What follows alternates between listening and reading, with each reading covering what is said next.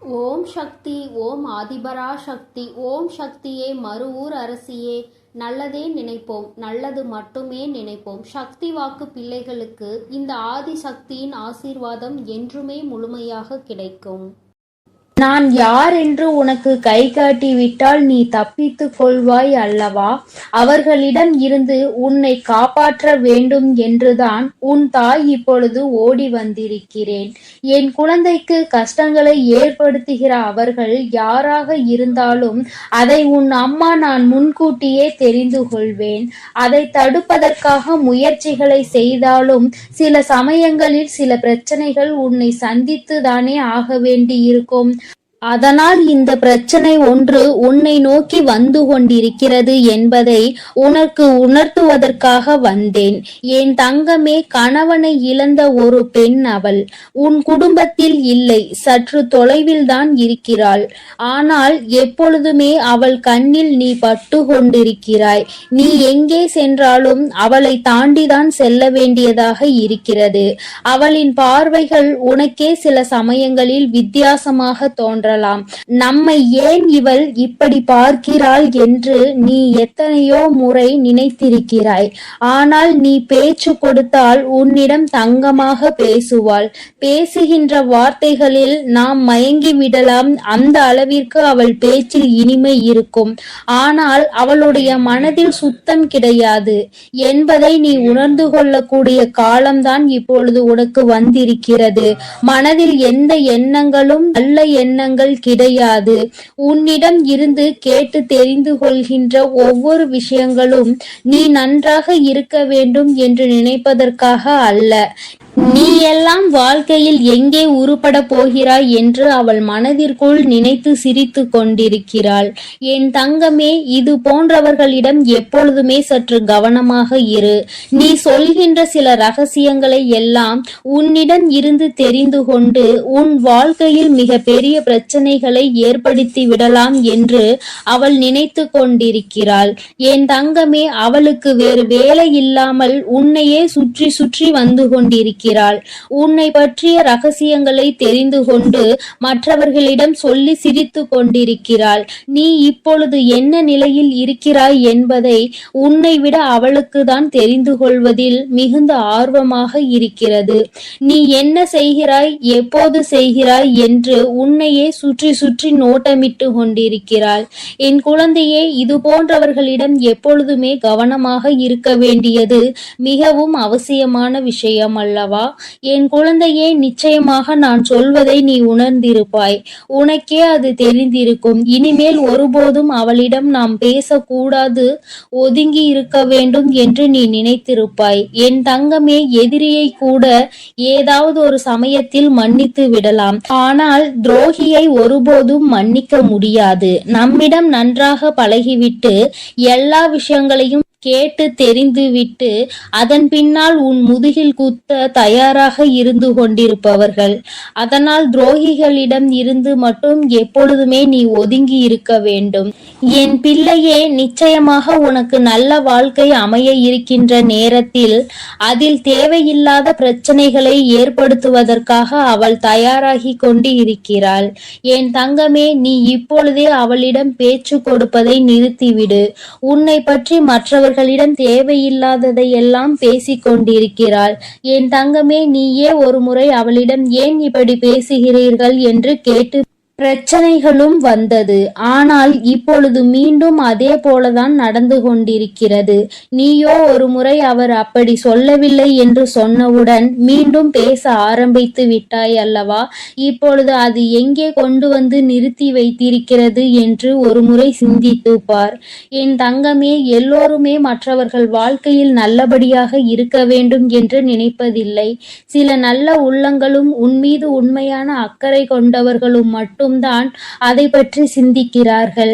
சிலர் எப்பொழுதுமே வாழ்க்கையில் முன்னேறிவிடக் கூடாது, எங்கே முன்னேறிவிட்டால் நீ நல்லபடியாக இருந்து விடுவாயோ, அவர்களை எல்லாம் மதிக்காமல் சென்று விடுவாயோ என்று பொறாமை எண்ணங்களோடு செயல்பட்டு கொண்டிருக்கிறார்கள்.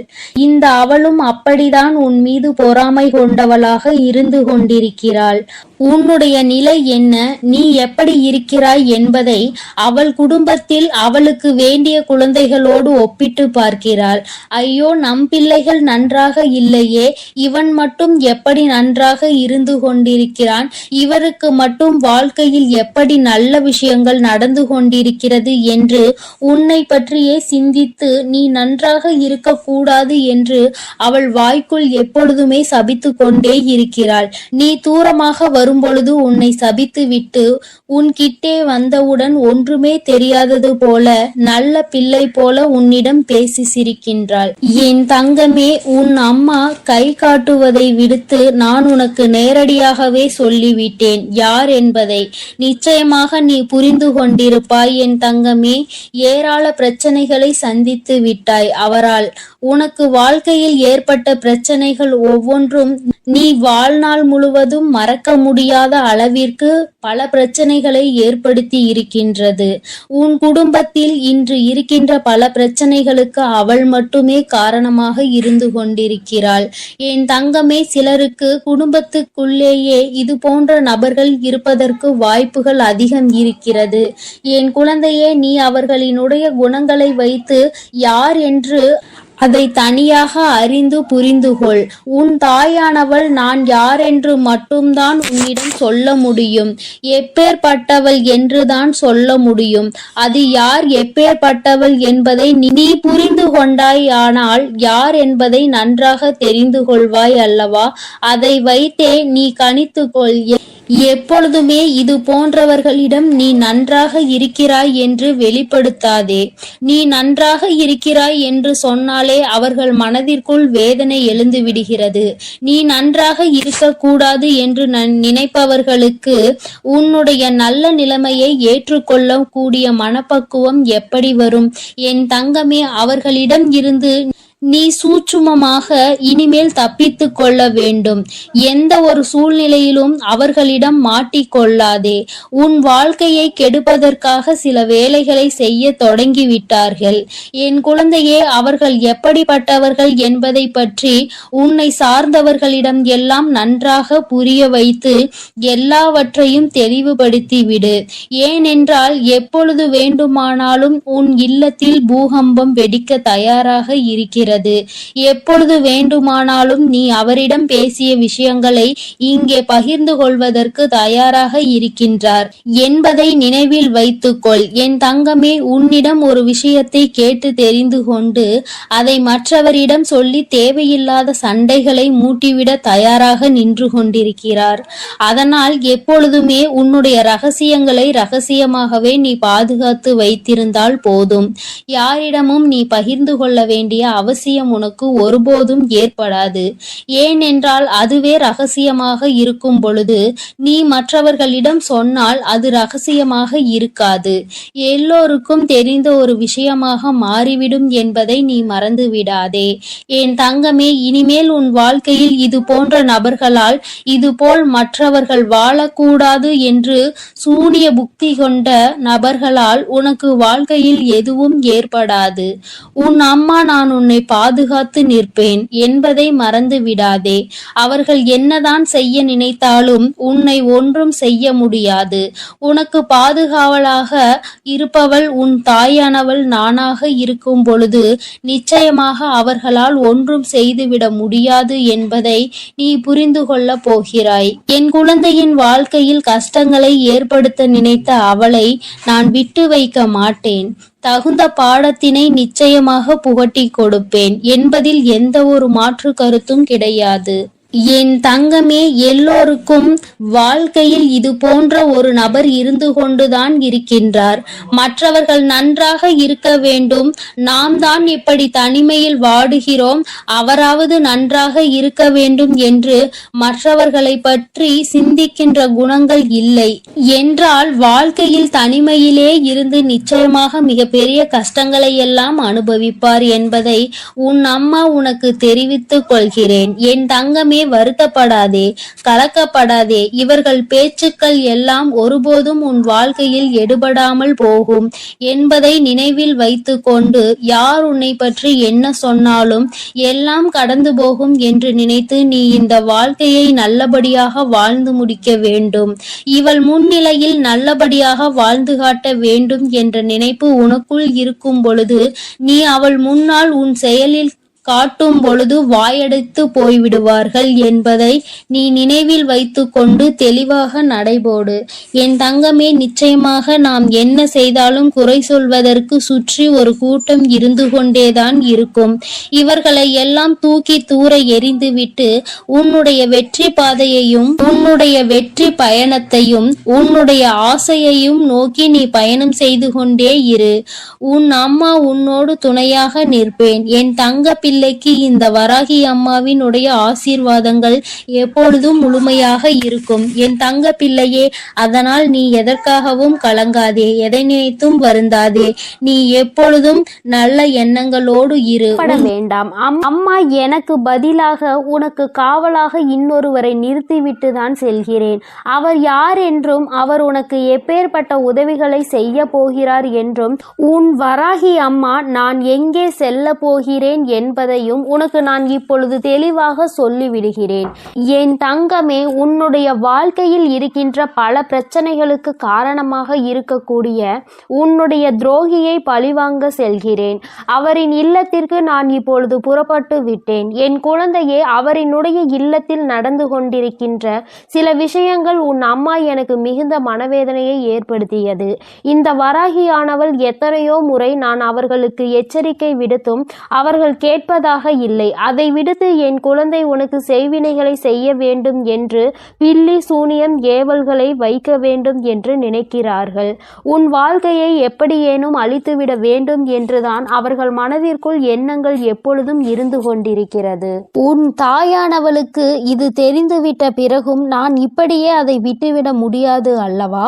நான் எத்தனையோ வாய்ப்புகளை கொடுத்தும் அவர்கள் திருந்தவில்லை. என்னை ஒருபோதும் அவர்கள் மதிக்கவும் இல்லை. என்னுடைய அன்பினை நான் அவர்களுக்கு முதலில் கொடுத்து பார்த்தேன். மற்றவர்களுக்கு தீங்கு செய்யக்கூடாது, அப்படி செய்தால் அது உன்னுடைய வருங்கால சந்ததியை பாதிக்கும். உன்னுடைய குழந்தைகள் நிச்சயமாக இதனால் மிக பெரிய பாதிப்பினை அடைவார்கள் என்று நான் எத்தனையோ முறை சொல்லி பார்த்தேன். ஆனால் அது அவர்களுக்கு புரியவில்லை. அடுத்ததாக சிறு கோபத்தோடு சில எச்சரிக்கை விடுத்தேன். நீ இப்படி செய்தால் நான் உனக்கு தண்டனைகள் வழங்குவேன் என்று. ஆனால் அதையும் அவர்களுக்கு புரியவில்லை. இப்பொழுது எல்லாவற்றையும் மீறி அவர்கள் உனக்கு இது போன்ற செயல்களை செய்துவிட வேண்டும் என்று நினைத்து விட்டார்கள். இனிமேல் அவர்களை அத்தனை எளிதாக நாம் விட்டுவிட முடியாது அல்லவா? நிச்சயமாக இனி அவர்களுக்கு என்ன செய்ய வேண்டுமோ, நான் என்ன கொடுக்க வேண்டுமோ அதை நான் சரியான நேரத்தில் கொடுத்துவிட வேண்டும் இல்லையா? இல்லை என்றால் அவர்கள் உன் வாழ்க்கையை அழிக்க வேண்டும் என்று நினைத்து கொண்டிருக்கிறார்கள். அதை அவர்கள் நிறைவேற்ற துடித்தும் கொண்டிருக்கிறார்கள். இந்த வராகி உன்னோடு துணை நிற்கிறேன் என்பதை அவர்கள் புரிந்து கொள்ளவும் இல்லை. இந்த வராகி எத்தனை சக்தி படைத்தவள் என்பதை அவர்கள் உணரவும் இல்லை. இனி அவர்கள் வாழ்க்கையில் நடக்கப் போகின்ற விஷயங்களை நீ கண்கூடாக காணதான் போகிறாய்.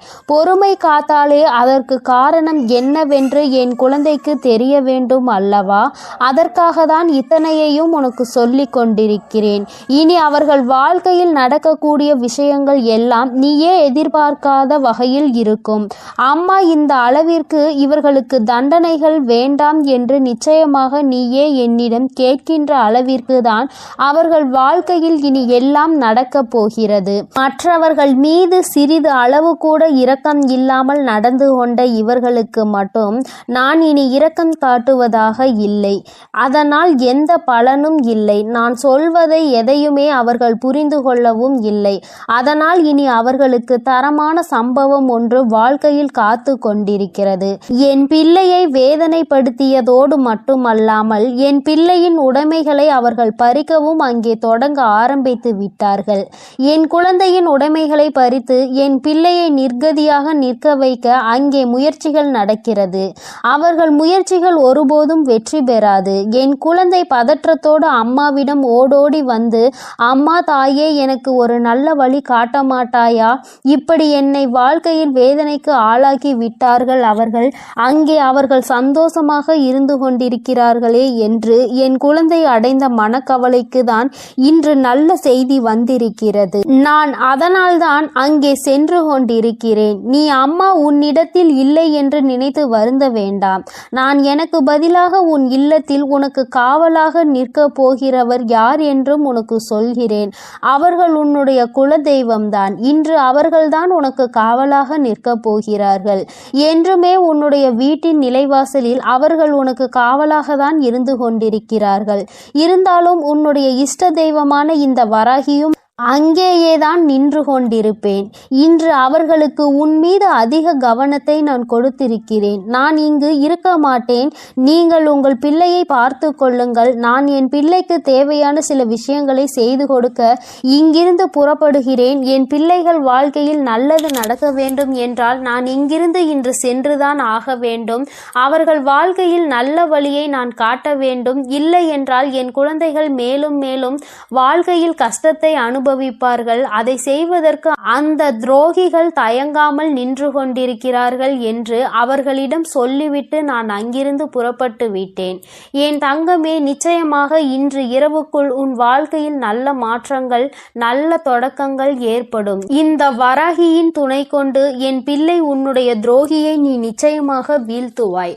அவர்களுக்கு பயப்பட வேண்டிய அவசியம் எதுவும் உனக்கு இல்லை. ஏனென்றால் அவர்கள் பக்கம் நியாயம் எதுவும் இல்லை. உன் பக்கத்தில் இருக்கின்ற நியாயத்தை அவர்கள் பறிக்க நினைக்கிறார்கள். உன்னிடத்தில் இருக்கின்ற எல்லாவற்றையும் பறித்துவிட்டால் அவர்கள் சந்தோஷமாக இருக்கலாம் என்று நினைக்கிறார்கள். என் தங்கமே, இனிமேல் அவர்களின் எண்ணங்கள் எதுவும் ஈடேறாது. இந்த வராகி உன் வாழ்க்கையில் இருக்கும் வரை இவை எதுவும் உன் வாழ்க்கையில் நடக்காது. இனி இந்த தாயானவளை நம்பிக்கையோடு நீ என்றுமே கைதொழுந்தால் போதும். தங்கமே, நீ அவர்களை பார்த்து பயப்படுவதால் தான் அவர்கள் உனக்கு இது போன்ற காரியங்களையும் இது போன்ற விஷயங்களையும் செய்து உன்னை பயம்புறுத்தி கொண்டிருக்கிறார்கள். தேவையில்லாத பயத்தை முதலில் தூக்கி எறிந்துவிடு. உன் பக்கம் நியாயம் இருக்கின்ற பொழுது நீ எதற்காக பயப்படுகிறாய்? நேர்மையான வழியில் நீ நிச்சயமாக அதனை மீட்டெடுக்க போகிறாய். அதற்கு உன் அம்மா நான் உனக்கு துணையாக நிற்க போகிறேன். பயம் ஒருவர் மீது உனக்கு வந்துவிட்டது என்றால் அதை அவர்கள் தனக்கு சாதகமாக எப்பொழுதுமே பயன்படுத்தி கொள்வார்கள் என்பதை நீ மறந்து விடாதே. மற்றவர்களினுடைய பலவீனத்தை கண்டறிந்து அதை தனக்கு சாதகமாக பயன்படுத்துவோருக்கு நீயே காரணமாக இருக்கக்கூடாது. தைரியம் என்ற ஒன்று மனதிற்குள் இல்லாவிட்டால் கூட வெளியில் நீ எப்பொழுதும் தைரியமாக இருப்பது போன்றுதான் நடந்து கொள்ள வேண்டும். அதுதான் அவர்களுக்கு எப்பொழுதும் பயத்தை கொடுக்கும் என்பதை என் பிள்ளை நீ மறந்து விடாதே. நீ பயந்தது போல் அவர்களிடம் கெஞ்சிக் கொண்டிருந்தால் அவர்கள் உன்னை மிகவும் சுலபமாக ஏமாற்றிவிட்டு சென்று விடுவார்கள். உன் மனதிற்குள் இருக்கின்ற பயத்தினை ஒழித்து தைரியத்தோடு இந்த வராகி என் குழந்தையாக நீ வெற்றி நடை போட வேண்டும். எங்கே சென்றால் உனக்கு இதற்கான பலன் கிடைக்குமோ அந்த வழியினை நான் உனக்கு காண்பித்து கொடுக்கிறேன். என் குழந்தை என்னிடம் சொல்லியதோடு நீ அப்படியே அங்கே அமர்ந்து விடாதே.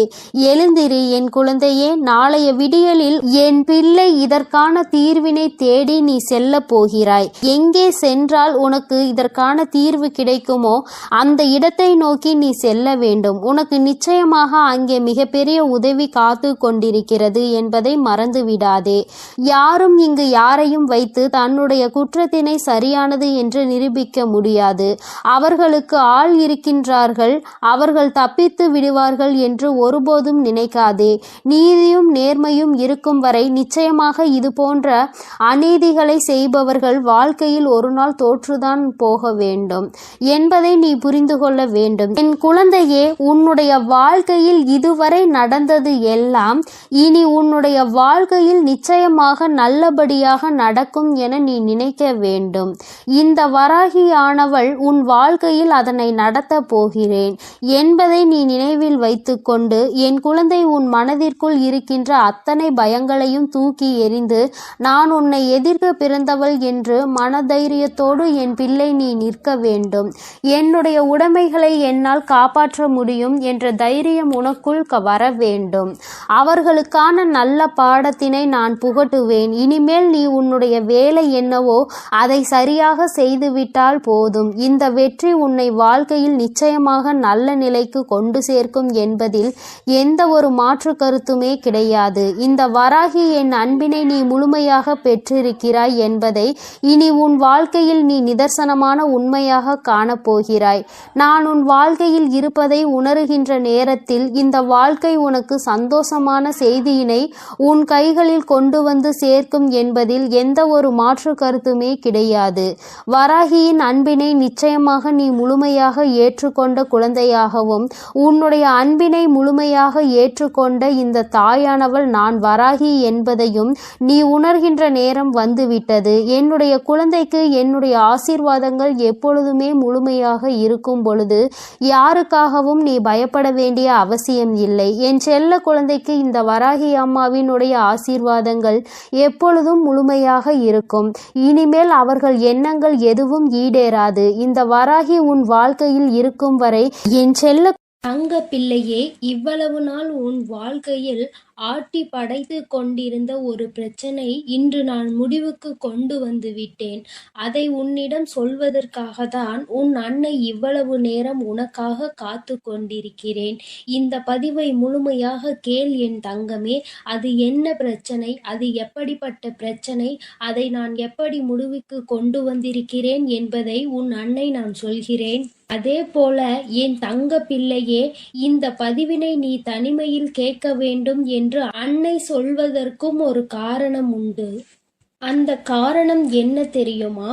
எல்லா விஷயங்களையும் எல்லோர் முன்னாடியும் அத்தனை எளிதாக அந்த விஷயத்தை பற்றி சொல்ல முடியாது என்பதுதான். உன் வாழ்க்கையில் ஏற்படும் பிரச்சனைகள், உன் வாழ்க்கையில் இருக்கக்கூடிய அனைத்து பிரச்சனைகளையும் நீ மட்டுமே தெரிந்து கொள்ள வேண்டும்.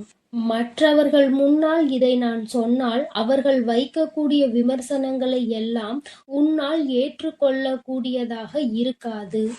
என் தங்கமே, இப்பொழுது இருக்கக்கூடிய பிரச்சனை உன்னை பற்றியும் உன் வாழ்க்கை துணையை பற்றியும் இருக்கிறது. அதனால் தான் சொல்கிறேன், நீ இப்பொழுது உன் வாழ்க்கை துணையை பற்றி ஒரு வார்த்தையை மற்றவர்களிடம் பேசினால் அவர்கள் உன் வாழ்க்கை துணையை பற்றி கேவலமாக நினைத்து விடுவார்கள் அல்லவா? அதனால்தான் அன்னை உன்னிடம் தனிமையில் இதை கேட்க சொல்லியிருக்கிறேன்.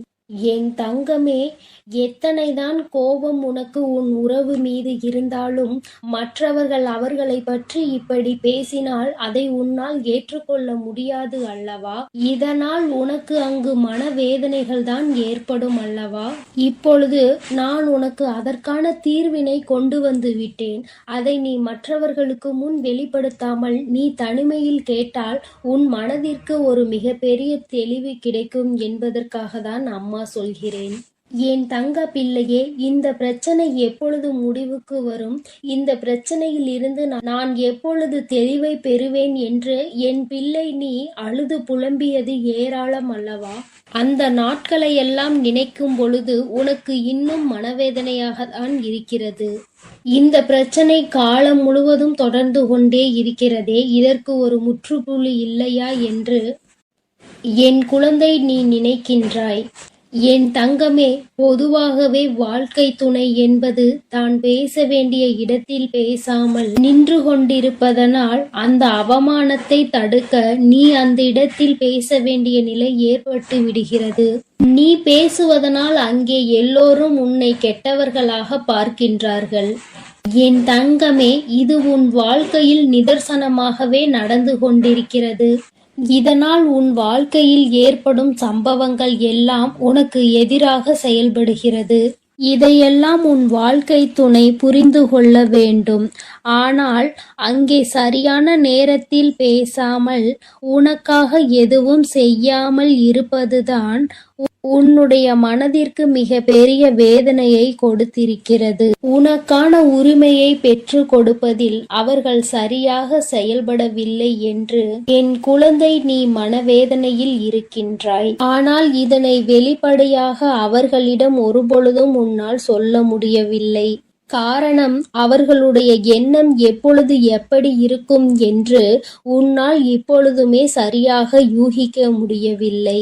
ஏனென்றால் நேரத்திற்கு தகுந்தாற் போல அவர்களது மனமும் எண்ணமும் மாறிக்கொண்டே இருக்கிறது.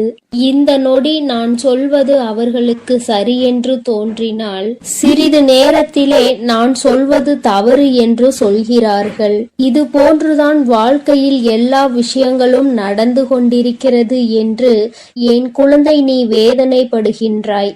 என் தங்கமே, உன் வாழ்க்கையில் உனக்கென்று இருக்கின்ற உரிமைகளை நிச்சயமாக மீட்டெடுக்கத்தானே வேண்டும். இதையெல்லாம் யாருக்காகவும் எப்பொழுதும் நீ விட்டு கொடுக்கவே கூடாது. என் தங்க பிள்ளையே, இந்த செயல்கள் எல்லாம் இவ்வளவு நாள் உன் வாழ்க்கையில் எத்தனை வேதனைகளை கொடுத்திருக்கிறது என்பது உன் அன்னைக்கு தெரியும். பொதுவாக வாழ்க்கை துணை பற்றிய விஷயத்தில் நீ எத்தனை வேதனை அடைகிறாய் என்பது எனக்கு நன்கு தெரியும். என் தங்கமே, வாழ்க்கை துணை என்றால் அவர்களிடம் நம்பிக்கை அதிகமாக இருக்க வேண்டும்.